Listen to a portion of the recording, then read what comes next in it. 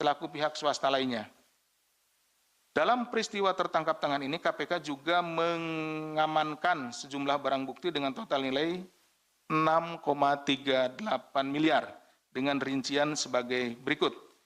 Uang tunai sebesar 793 juta, uang rupiah ini, uang tunai dalam pecahan Singapura dolar 165.000 atau setara dengan 2,16 miliar rupiah, dan logam mulia seberat 1,3 kg atau senilai 3,42 miliar. Nah, perlu kami jelaskan di sini, tadi kan pemberiannya 4 miliar. Nah, tapi yang kita amankan sekitar 6,3 miliar. Lebih. Nah, ada pertanyaan pasti, Pak, yang diberikan yang di-deliver 4 miliar tapi ini. Nah, pada saat kami melakukan penangkapan, nah, didapat juga beberapa bukti, ya, dalam hal ini ada logam mulia, kemudian juga uang yang lain dari para tersangka, gitu ya. Pada saat ini masih terduga, ya, pada saat diamankan, itu yang kemudian diakui oleh para terduga tersebut memang itu juga diperoleh dari hal yang sama, gitu ya. Hal yang sama tapi dalam waktu yang lampau. Jadi dari tempat lain. Jadi tidak hanya dari PTWP ini saja, gitu. Jadi dari beberapa wajib pajak yang lainnya, sehingga itu juga merupakan bagian dari tindak pidana yang lain, tidak hanya ini. Jadi kami kemudian mengamankannya seperti itu.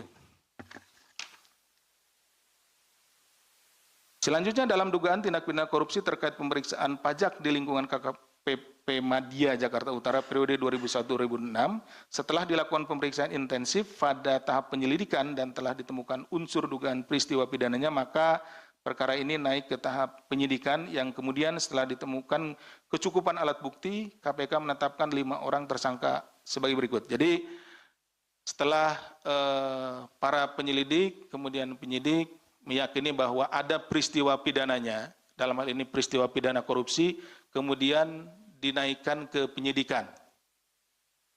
Selanjutnya terhadap tadi barang-barang yang diperoleh pada saat tertangkap tangan, kemudian dilakukan penyitaan, kemudian dilakukan pemeriksaan terhadap saksi-saksi, ini sudah penyidikan, ya, pemeriksaan kepada saksi-saksi, dan berdasarkan kecukupan alat bukti, dalam hal ini ada paling tidak 2 alat bukti, ya, itu kami menetapkan 5 orang tersangka.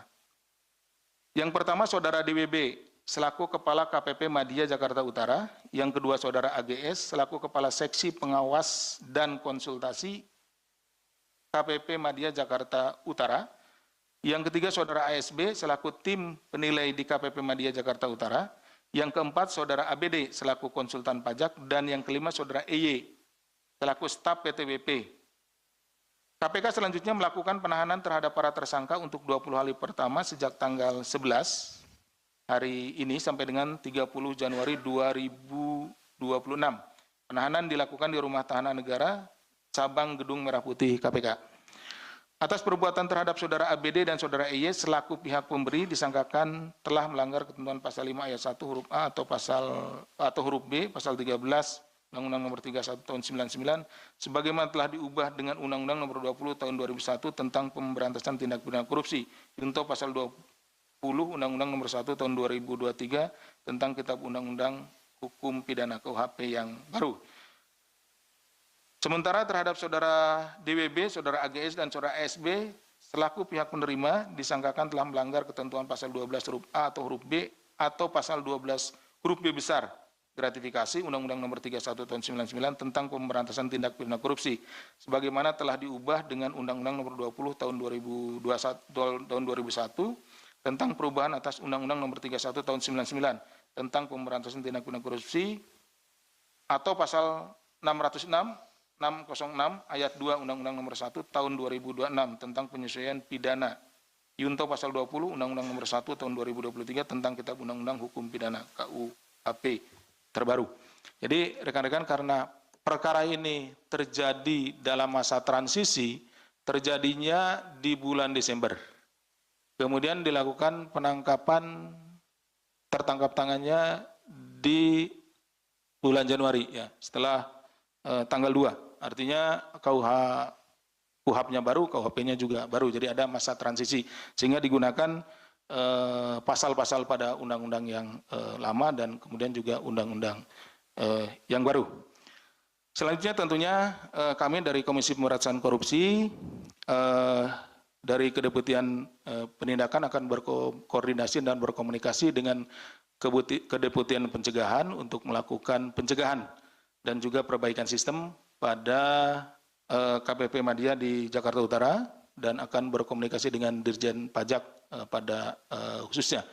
Demikian yang bisa kami sampaikan. Terima kasih. Assalamualaikum warahmatullahi wabarakatuh. Saya kembalikan ke Pak Jubir.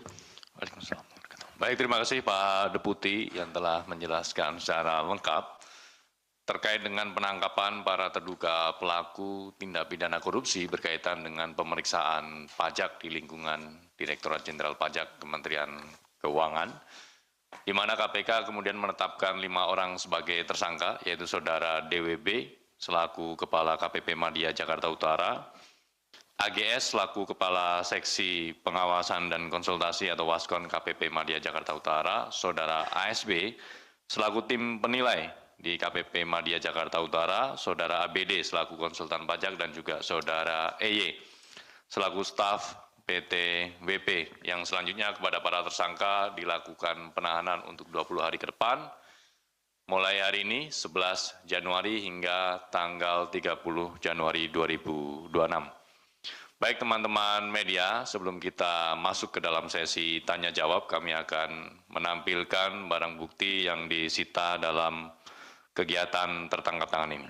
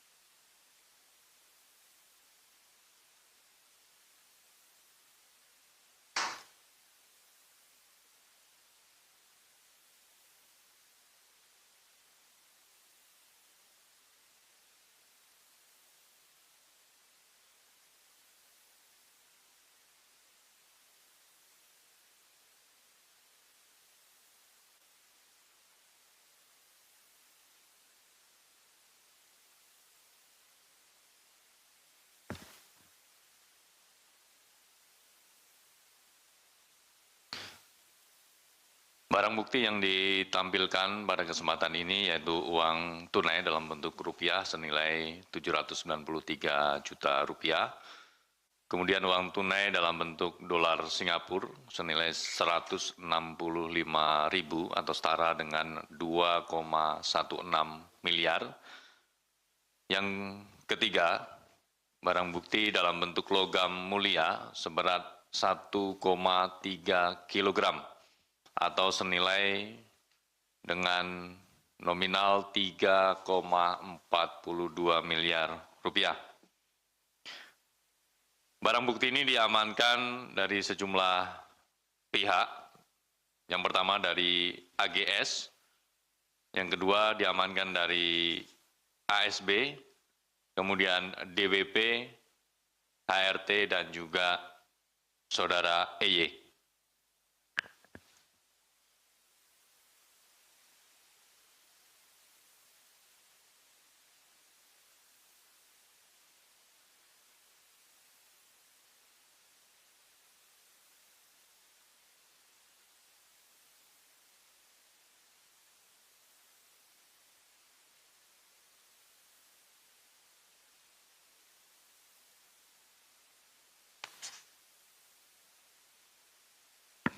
Selain barang bukti dalam bentuk uang tunai dan juga logam mulia, tim juga mengamankan sejumlah barang bukti dalam bentuk BBE atau barang bukti elektronik. Tentu nanti akan dilakukan ekstraksi untuk melihat informasi-informasi yang ada di dalamnya.